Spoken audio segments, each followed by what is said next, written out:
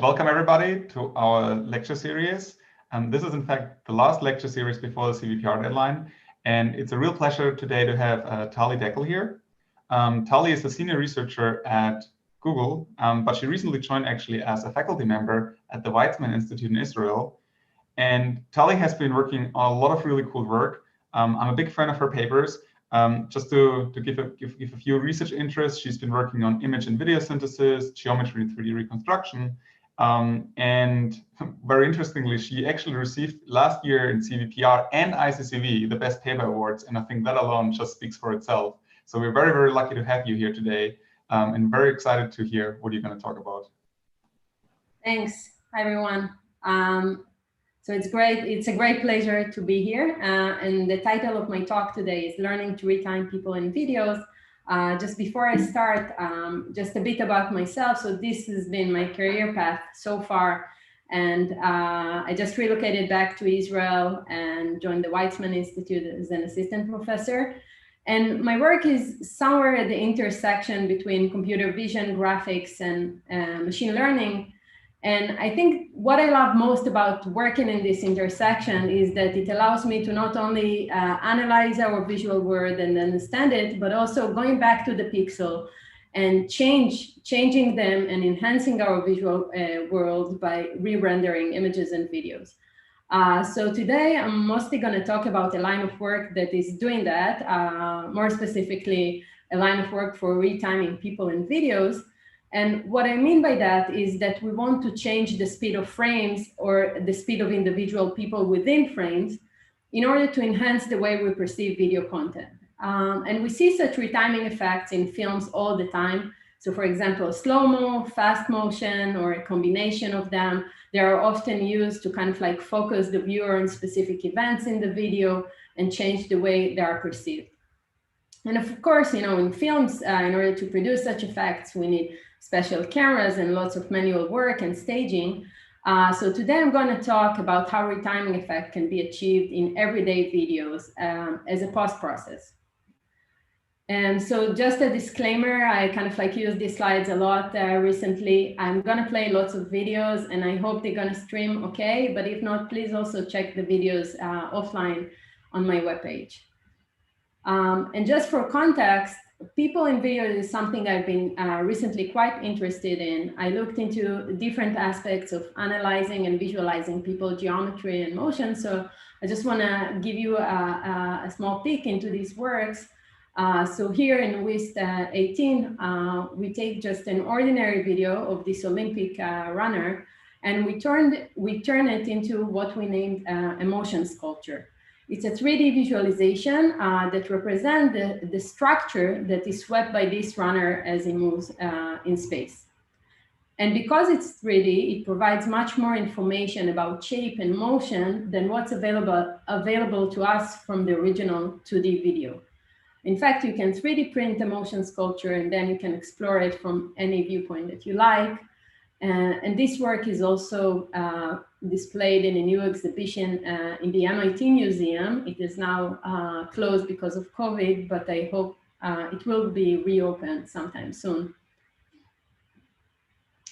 And in CVPR 19, our goal was kind of like to predict dense depth map. But we wanted to deal with this challenging case where both the camera and the people in the scene are freely moving. And of course, that in this case, epipolar geometry constraints break and we cannot estimate 3D using triangulation. So instead, we wanted to take a data-driven approach. And we found this surprisingly useful source of data on YouTube. These are mannequin challenge videos. These are videos that people freeze in some natural pose. And there is a camera going in the scene and capturing them. And because everything is static, including the people, geometry constraint hold, and now we can estimate 3D using traditional structure for motion and multi-view stereo algorithms. And we use this estimated depth to supervise our model, which allowed us to get state-of-the-art results in this challenging case. So for the rest of the time for this talk, I'd like to talk about two new works. They're both dealing with different aspects of kind of like retiming videos and retiming people in videos.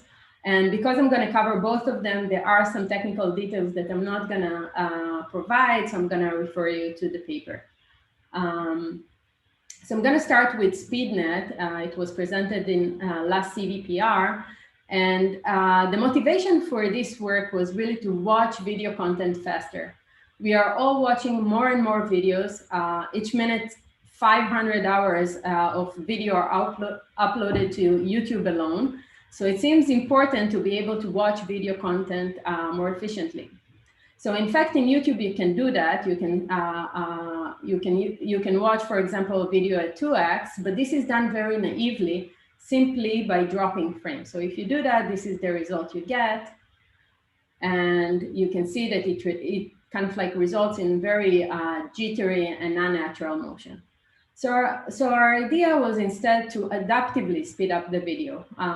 We said, like, let's analyze the content of this video. Some parts can be sped up more than others.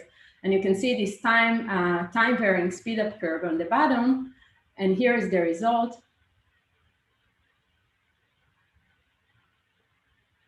So we get the same duration as the uniformly sped up video, but it's much more naturally looking and less jittery.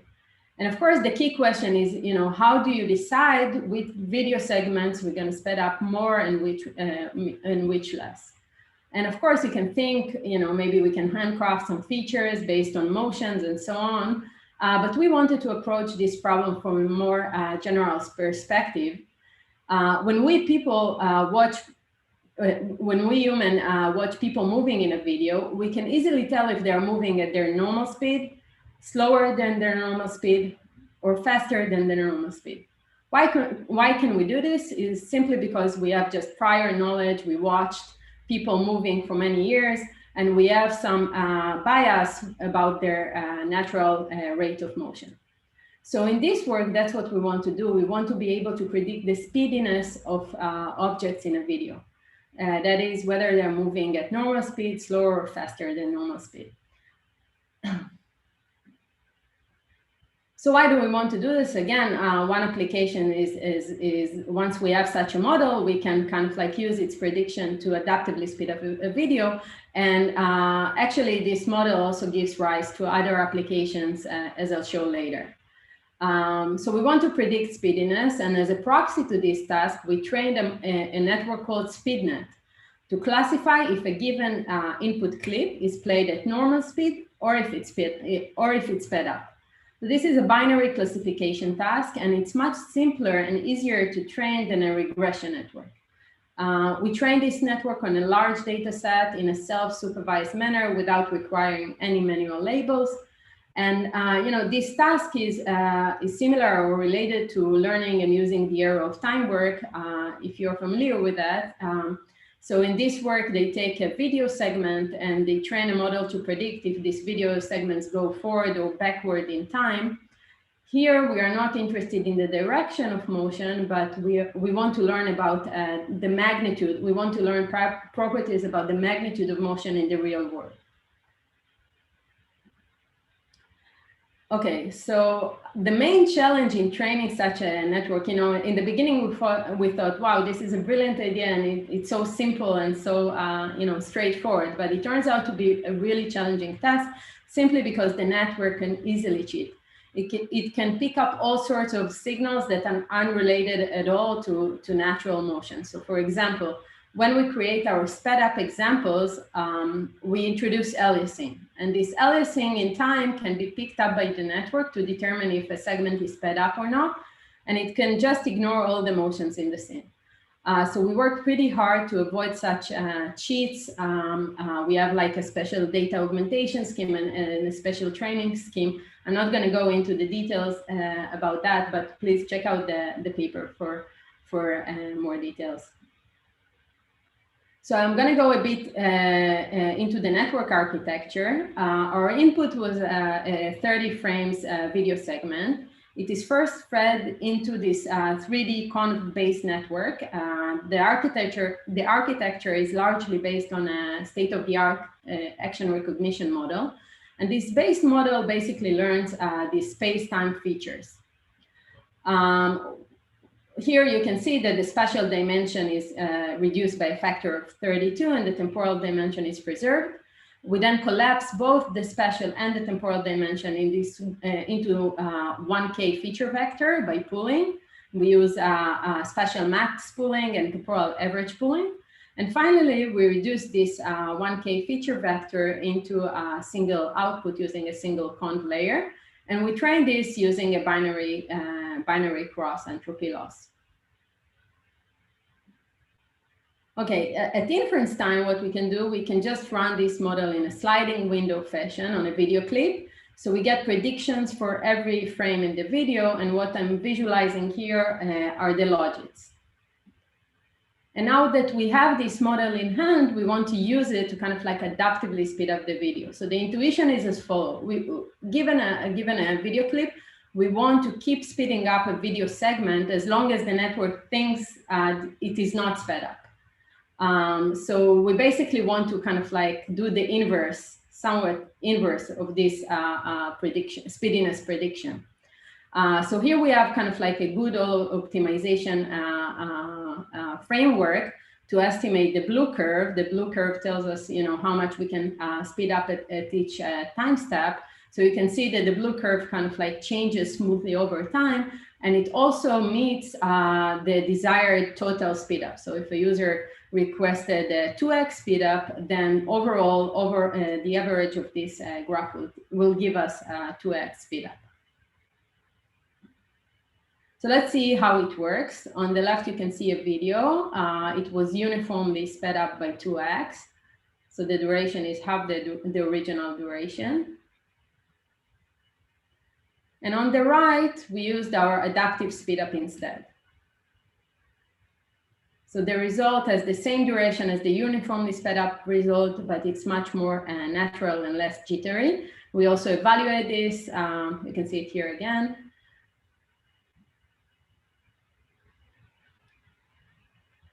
And we also evaluated this in a user study where users preferred our adaptive speed up in all cases.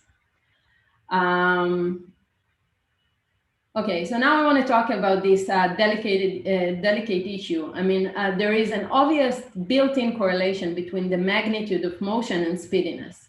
I mean, by creating our sped up example, we create video clips that has like larger optical flow than the normal ones by construction. So we wanted to know kind of like to which extent SpeedNet goes beyond this simple baseline of just using optical flow. And we have numerical evaluation in the paper that demonstrate that SpeedNet is superior to just using flow. But I want to demonstrate this in a visual example. So this is a video where we have a person going far from the camera, walking far from the camera, going out of the frame, and then coming and walking closer to the camera. So if we visualize the magnitude of motion, it looks like that. The magnitude is higher when it comes closer to the camera. But now let's take a look on SpeedNet's prediction. If we take this video, this is what we get. So you can see that SpeedNet predicts normal speed regardless of the magnitude of motion. So that is a good sign and a good indication that SpeedNet goes beyond the simple baseline. And the red curve that I'm visualizing here is SpeedNet's prediction if we input the sped up video instead. So if we take these videos, speed it up by 2x, and then provide it to SpeedNet, you can see that in the walking segment, they do indeed get recognized as faster than normal speed. And the segments that has no motion or very little motion, they are still kind of like predicted as normal speed. Okay, and because SpeedNet kind of by learning to predict speediness, SpeedNet allows us to go beyond just adaptive speed up. It learns this powerful space-time representation that can be used for other tasks as well. So we took our pre-trained SpeedNet and fine-tuned it for action recognition. And what you can see here is that our model beats all other models that are pre-trained in a self-supervised manner on kinetics. And we can also use our model for video retrieval. So we extract the SpeedNet embedding, this 1K feature vector that I mentioned earlier. So we have a query clip, we compute this embedding for a query clip, and then we find nearest neighbors. So we can find nearest neighbors within the same clip. So here we kind of like retrieve different shots of different players. And we can also do it across videos. So here we have the query video, and here are the top 3 retrieved results. So the thing to note here is that SpeedNet was not trained for action recognition. So many of these neighbors are not of the same class, but they contain kind of like similar motion patterns.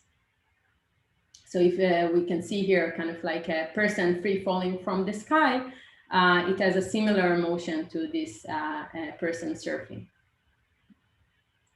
Okay, another thing we can do is to detect speediness in both space and time.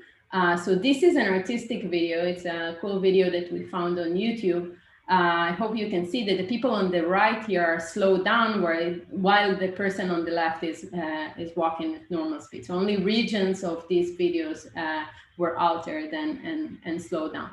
So now we can use SpeedNet to kind of like detect those. So we basically visualize the predictions of speediness using class activation maps. So in blue or green are regions that are of normal speed, and yellow or orange are regions that are slowed down. And you can see that we are able to detect kind of like spatiotemporal regions correctly. Okay, should I stop for question or just keep going?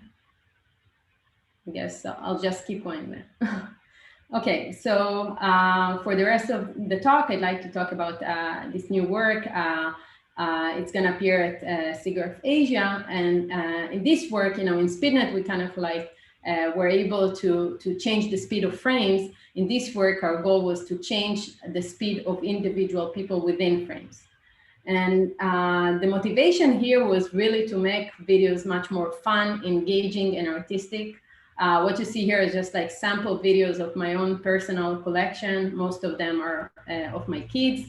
And I take many of these videos and I hardly watch them because even to me, they're pretty boring. So we wanted to make videos less boring by allowing users to change the speed of individual people within frames. So let's see an example. So here is a video. We told the kids to jump to the pool together. And of course, each one of them jumps at a different time. And as you know, making kids do what you want is an impossible task. So instead, let's just retime them computationally. So let's see the result. Here is our retimed result. They all jump together, and it's all done in post-processing. And now notice how not only the children are retimed, but also the water splashes, their shadows, their reflection, all the scene elements that are related to them are following them nicely.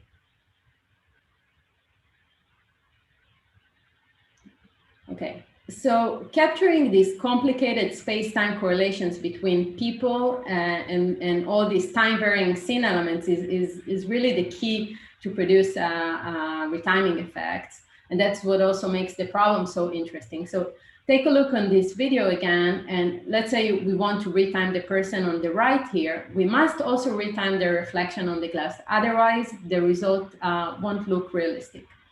Another key challenge is dealing with occlusions. So often when we are retiming people, we will reveal some parts of the scene that were occluded in the original video. So for example, we may reveal this person on the back here, and we must resynthesize those regions realistically to create this effect. Okay, so the way we address these challenges is by decomposing the video into layers. Our layers are human specific. What I mean by that is that each layer is associated with the person, but not only the person with all the scene effects that are related to them. So you can see it here, and we also have a layer for the background. Another key property of this decomposition is that it provides a full body estimate of the person in each layer, even if it is occluded in the original frame. And now, once we have those estimated layers, we can edit the video using simple manipulation of the layers. So for example, we can just remove a person from the video by simply not rendering the layers. So you can see these results.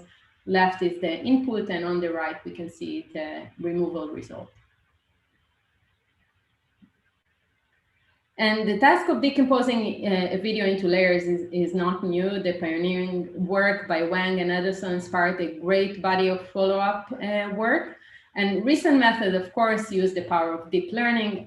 For example, the stereo magnification work, where they take a pair of stereo images and they predict layers that corresponds to physically accurate depth with the goal to synthesize new view of the scene, of a static scene. So we, of course, also use the power of deep learning, but in our case, the layers are not meant to be strictly accurate in terms of depth. Here, we want the layers to represent a person along with the scene elements that are related to them. And we train this model only on the given input video without any additional examples. And it is trained in a self-supervised manner simply by kind of like minimizing reconstruction loss. We basically want the layers, when we put them back together, to allow us to reconstruct the original frame. And we named it layered neural rendering because it combines elements from neural rendering. And in fact, it is highly motivated from the deferred neural rendering work. I'm not sure I kind of like briefly explain it. I'm sure you're all familiar with it. But here, I think what was really impressive is that, you know, this method showed that you can work with imperfect geometry proxies. So let's assume you have this sphere and you can compute this UV map, and it's not going to be perfect. So instead of like using classical RGB texture maps, now we can replace those texture maps in this neural, learnable, trainable texture map, and sample this texture map using the UV, and then feed it into a UNet that basically is trained to reconstruct the original frame, and it's doing amazingly. It is able to fix all those small errors and the imperfection in the original geometry that we may have. So we also going to use the same trick here, but in a different setup. Okay, so we have this neural renderer. The task that we wanted to do is to provide this set of layers. So we have a layer for the background, and we have a layer per person in the video. And each layer is represented with a color image and an opacity map. And now the first question is, of course, how to associate each layer with specific people in the video. So how do I tell this model in the first layer capture the person on the left? So the way we do this is by representing the people and a static background explicitly and providing it to the network as input.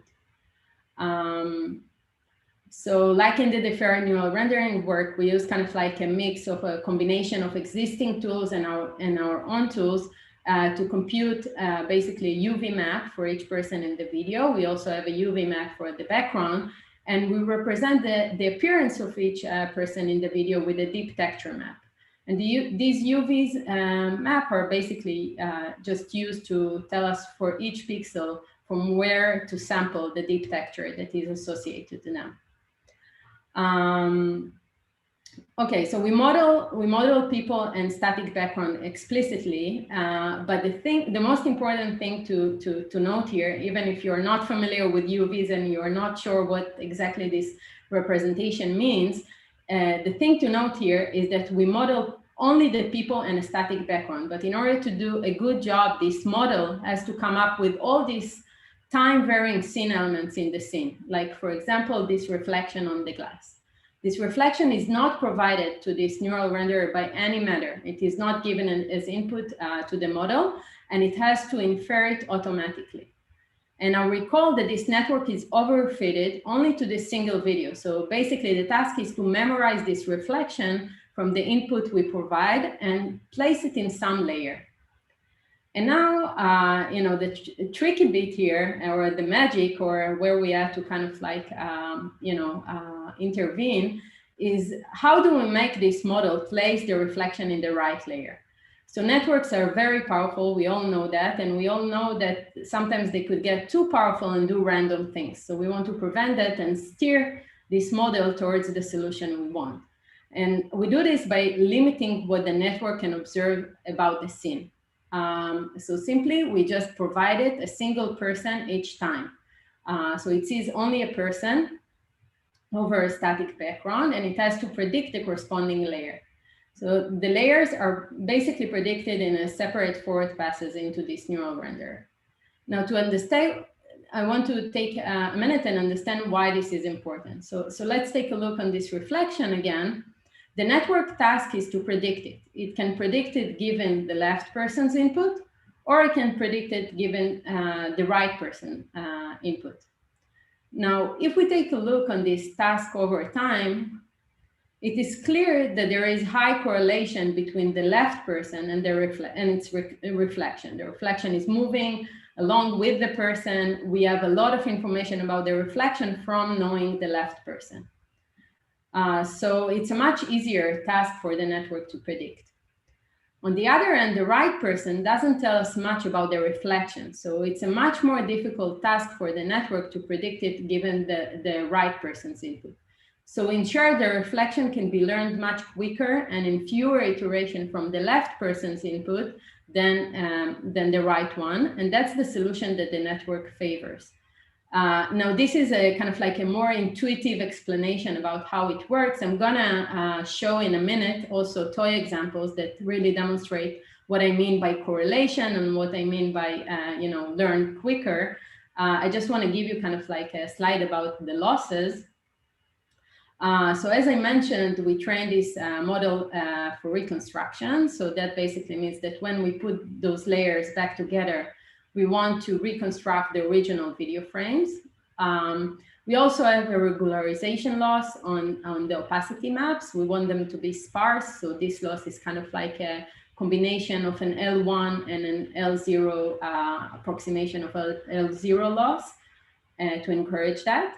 And these two losses alone are not sufficient to make the optimization converge from a random initialization.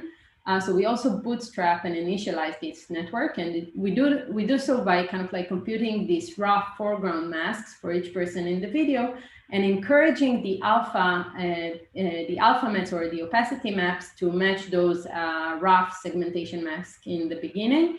So this initialization loss, we turn it off after several epochs and let the training continues without that.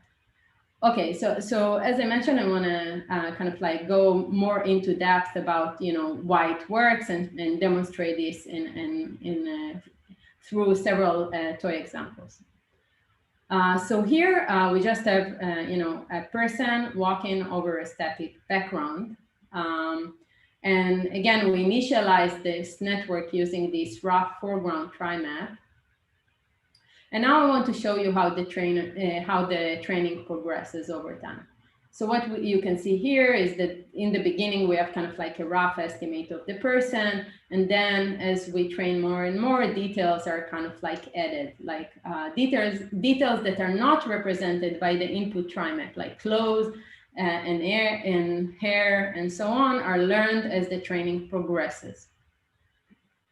And now let's get more complicated. Here we added two green squares. One is smoothly following the person and the other is randomly moving. And now let's see how the training behaves and what types of effects get reconstructed quicker. So here we can see again, first the person is reconstructed, then the correlated square, and only after many epochs, the random square is reconstructed. So correlated motion is learned earlier than uncorrelated motion. It is easier for the network to pick up those correlated elements than the random ones. So similarly here, we took two squares. One is moving closer to the person than the other one. And again, here we're gonna visualize the training progression. And here you can see again, person, the closer square, and only after several epochs, the farther away square is learned. So we can see that nearby effects are learned earlier than distant effects. So what we have here is really kind of like a race between the layers to kind of like grab, each layer needs to grab the elements that are mostly correlated with it. So here we have two people, each moving with their own square, and you can see that first the people are reconstructed, and then each person's kind of like grab the square that is correlated with.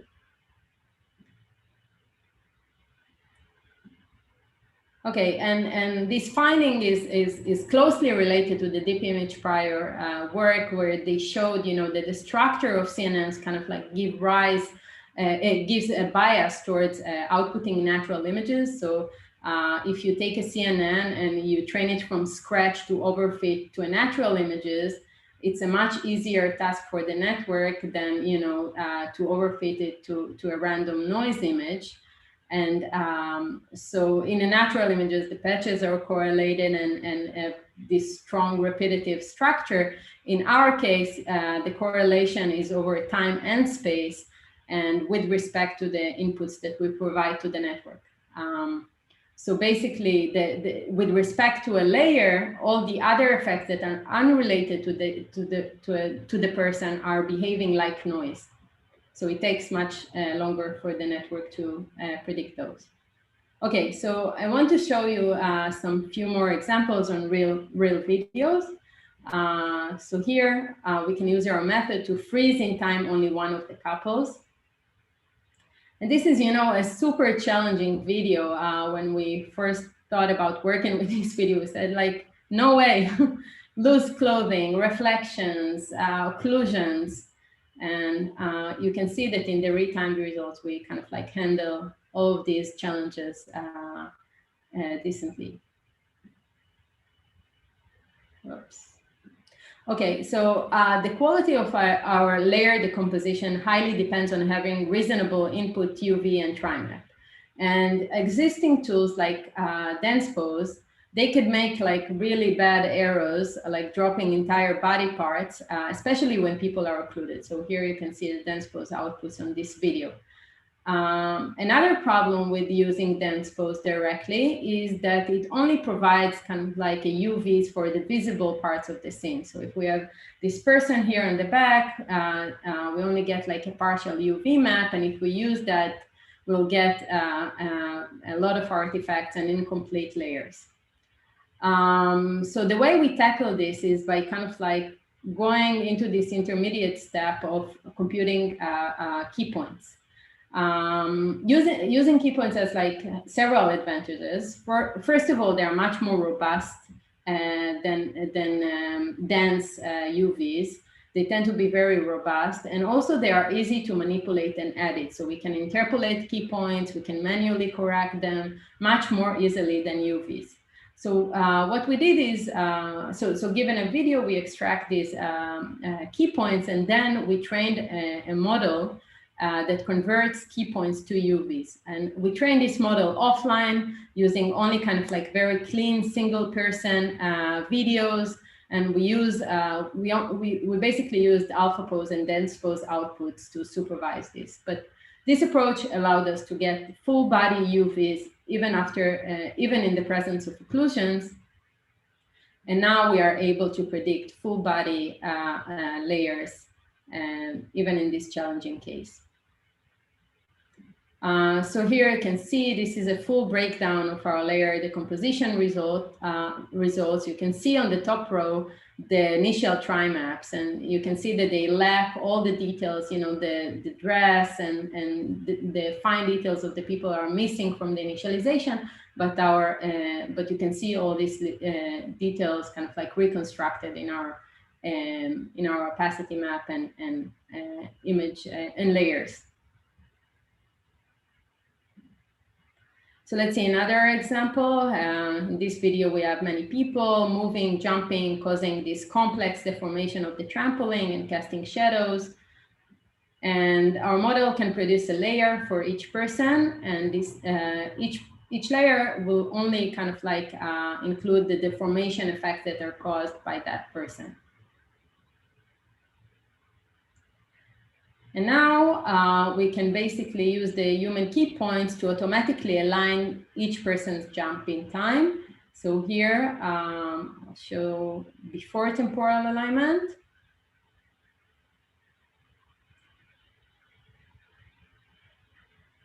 And after temporal alignment. So they're all touching the trampoline at the same time. They're all in the air at the same time, and the deformations and shadows are retimed as well. Here is another fairly complicated example. We have a bunch of kids running towards the camera, and we can use our method to slow down all kids except one. And here also the depth ordering changes over time. Here is an example where we preserve the original camera motion. I didn't go into detail. I didn't speak at all about how we do this, but basically we register all the frames into a common coordinate system, and then we can apply homography on the background UVs to do that.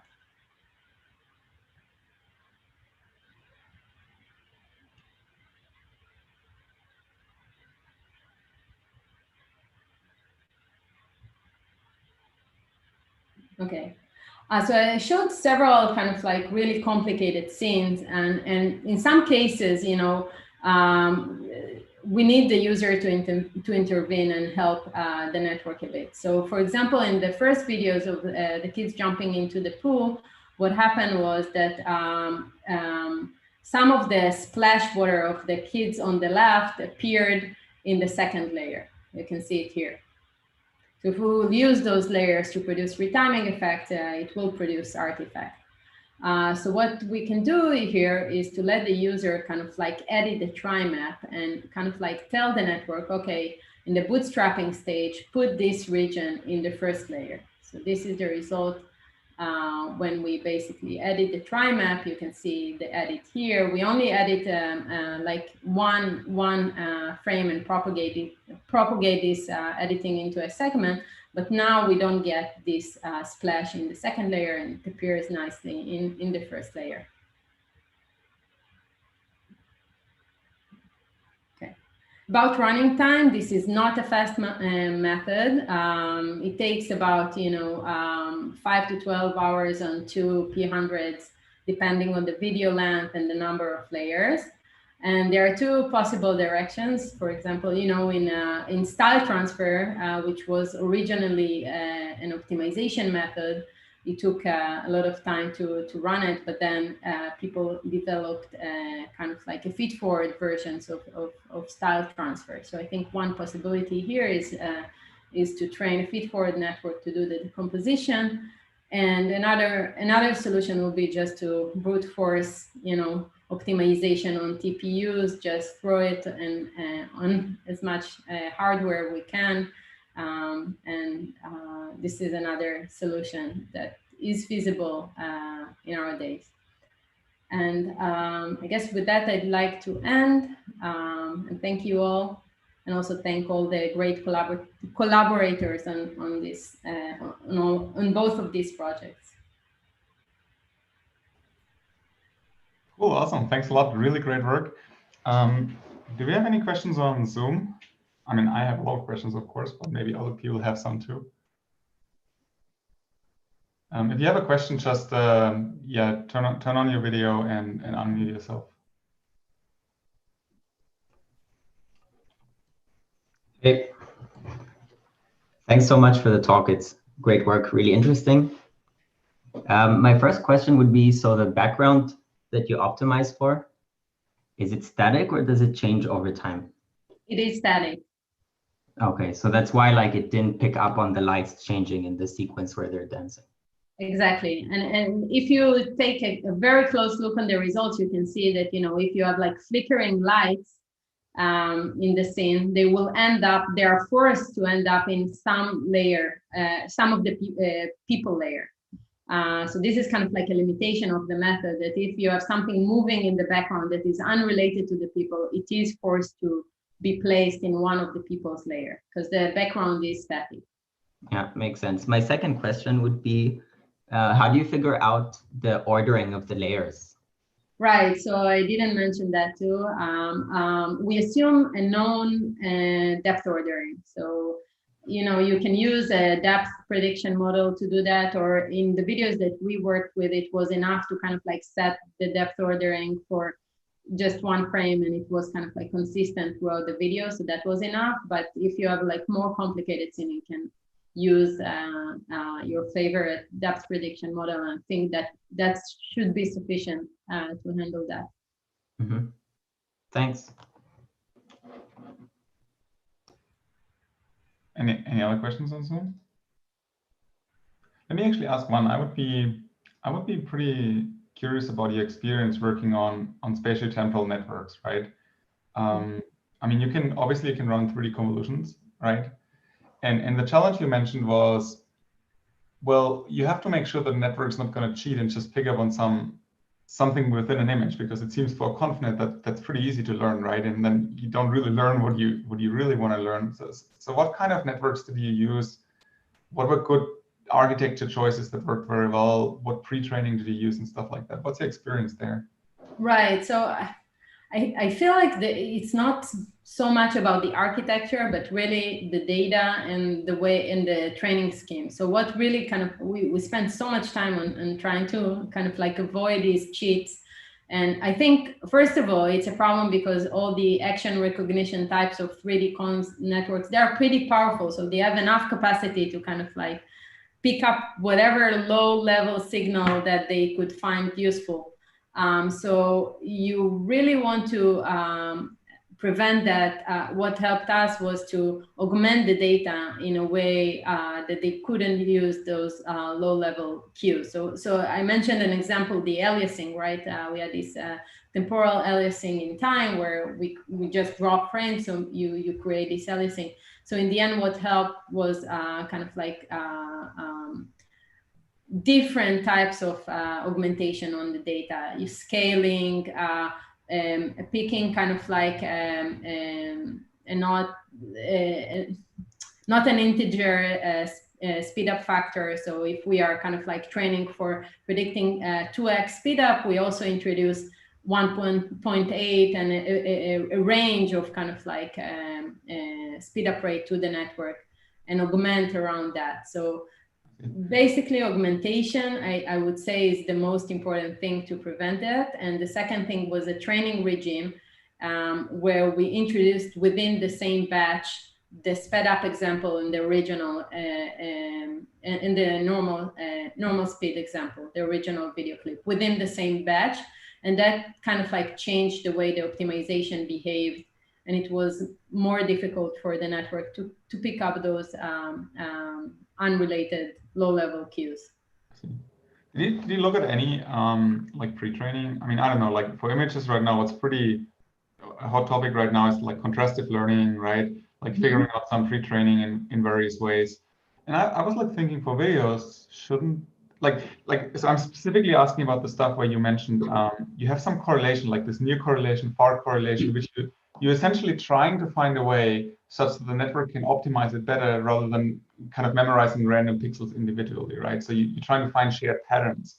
And so I was hoping that maybe there's a way of like, I don't know, like using contrastive learning maybe over time to have like, oh, these things, you know them, maybe even they belong together. So maybe there's a better way to encode them and you can even pre-train it. And I don't know. I mean, I'm just like randomly thinking about it, but I feel there's not so much work there around in this case, right? Yeah, I agree. I mean, I'm not sure if you are referring to the SpeedNet work or the Retime work, but what was well, more general. So I'm like thinking about the stuff. Let's say you have like one video and you're just having an autoencoder on a video and you want to memorize that video, right? Yes. Like again, if you give it random noise, then it's pretty difficult. It won't do that very well.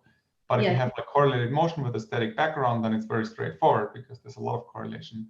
And so I'm thinking of like, I don't know if you already know this from pre-training, you're learning some sort of representation from existing videos that you've seen with specific properties. So I don't know. I'm like wondering, how do you see that going? Like, what's the intuition? What are we missing for videos? That's the high level thing. Right. I know. I feel we are missing something, but I also feel like there is a big trade-off between, you know, utilizing this deep image prior. It's exactly the same thing you used in your work, the deferred neural rendering, right? Like you are able to fit very well to that video, but once you kind of like input something else, his ability to generalize is probably pretty limited, right? So at least that's what we observed. The key in the retiming work is that we didn't have to mess up with the input to the network. We predict the layers and then we manipulate the layers. But if you were to go and manipulate the input to the network, then we were in trouble, right? Because you need the network to generalize to new poses, for example, and that's not going to happen. No. So making neural rendering generalizable, wow, that would be amazing. Well, I mean, that would be my next question, right? Like, how do you make it generalizable, right? It seems really cool actually that, I don't know, like the whole neural rendering is like abusing neural networks more as an optimization method on one sequence, right? And it works relatively well without a lot of insights sometimes. Well, I wouldn't say there's no insights, but I'm just saying like it works remarkably well. For very, actually, that's another question. Like, how many frames did you use for these kind of things on the layers, for instance? Right. So this is fairly short videos. Like we have 3 seconds videos, the most. I think that's really impressive, actually, for that amount of training data that you can get it so well to re-render. I think that's pretty cool. But again, the key here is that, you know, it memorizes. It's not really, so we are able to do this decomposition because the way we constructed the input to the network and everything, but it's not gonna, it memorizes and completely overfit to that video. I think it's a way to, it's a more of a parameterization of the video into layers than really kind of like learning something about the statistics of motions and so on. Sure, but it had to figure out that, I mean, you're giving basically dense pose input and had to figure out the reflection of the one person belongs to that foreground. And I think that is super impressive, I think. Yes, yes. That's why I love this work. I kind of like, I love it, but I think, you know, the next step would be to make also these networks more generalizable. It seems like, you know, if you train it on that video and you show it like a similar motion, it should be able to do a reasonable job on it, right? If I change dense pose and I translate the body in 10 pixels, it should know how to handle that. Are there any other questions on Zoom? Does anybody want to ask something?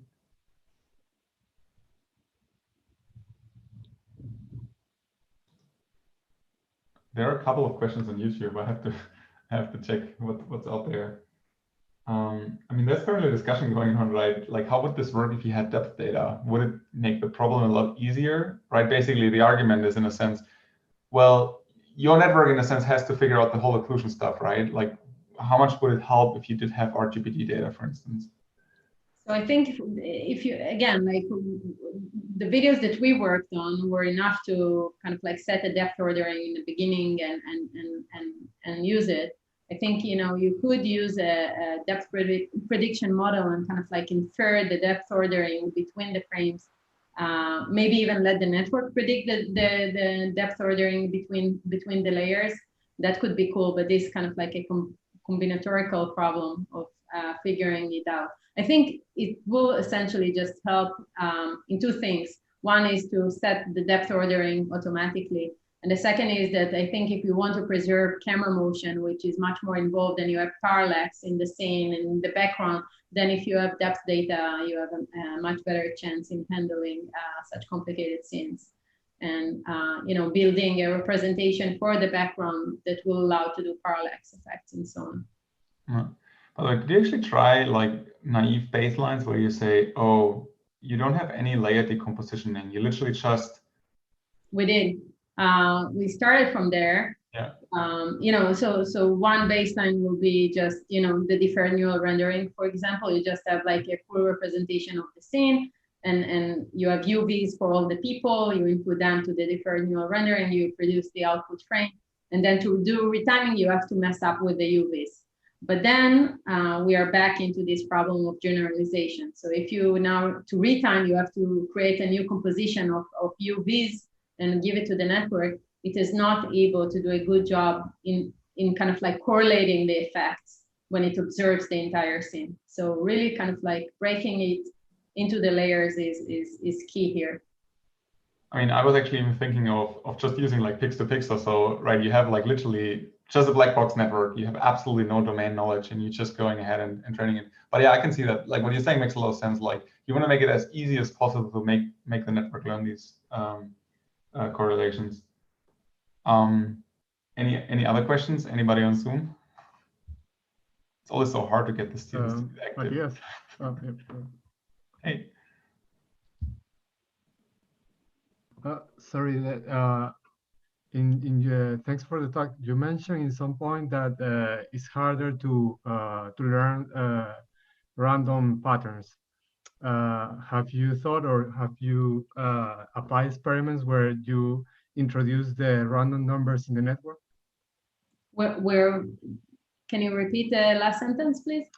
Like introduce the random number generation in the network architecture. Like for example, in Stagan, they introduced the random noise to don't learn it. They introduce random noise too? Yeah, because if it's harder for the network to learn a random noise, you can just introduce a random noise in some points of the network and learn the network how to use the random noise with, for example, I don't know, like a learner tester or something like that. No, I mean, the latent representation that we have, if I understand the question correctly, the random noise it was just kind of like a way to explain that if you have, for example, a square that is moving in an uncorrelated way to an object, then if you are conditioning on that object, it will be hard for the network to learn that square because the square will be kind of like random with respect to that object that is moving in a different way. The only kind of like latent representation that we used in the network was the texture. So the texture is a deep texture, and it is kind of like sampled using the UVs, but we are not randomizing it in any way. We are not kind of like adding some random noise to it or anything like that. I hope I answered the question. Yes, thanks.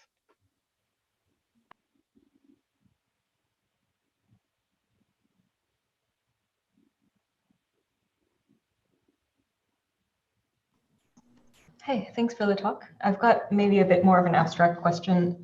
So this is a lot of cool stuff that you're doing with like videos and manipulation. What do you think of like this kind of frame-based representation of videos? And is that somehow limiting to our understanding? I mean, this is kind of, I think, tied to the original speed up, which is maybe kind of getting a bit more high-level semantic information out of the frames. Yeah, yes, I think there is a problem here because, you know, in our retiming work, we basically treat the video as a bag of frames. So if you take the same video but shuffle all the frames, we will get the same decomposition. We're not really kind of like modeling explicitly the motion trajectories in the videos. And I think that's an interesting direction to go to. I think that current architectures are not really kind of like well designed for that yet. I'm not a big believer in 3D cons. I feel like we should kind of like work on getting better representation, because somehow the temporal dimension, it doesn't behave the same as the spatial dimension, and applying the convolution on the temporal dimension doesn't work as well as, you know, applying convolutions on the spatial domain. So I feel, I don't know, other representation like RNNs or things in that spirit might have a better potential to work. But again, this is just my intuition. Cool, thanks. Yeah, thanks a lot. I think we are running a little bit towards the end. I think it was really great to have you. I think it's really exciting research, actually. I think it's very nice that you're combining a couple of different areas there, from like video. Like, I think I actually like this, the the speed detection work in a sense, because there's a lot of applications for forensic analysis and stuff like this too. So I think that's, I don't know, I think this is pretty cool. Thanks so much. And thanks for inviting me and having me. It was a great pleasure. We actually do, in theory, if you still have a bit of time, we would still like to invite you, of course, to chat a little bit more with the students. I'm still going to end the stream here. So I would like to thank all the viewers, of course, also tuning in. And if you have any questions, of course, feel free to reach out to Tali directly. I'm sure she's also recruiting students now. So if you're interested, probably ask her and work with her. She's doing great stuff. All right. I'm going to end the stream quickly. OK, now I've ended the stream.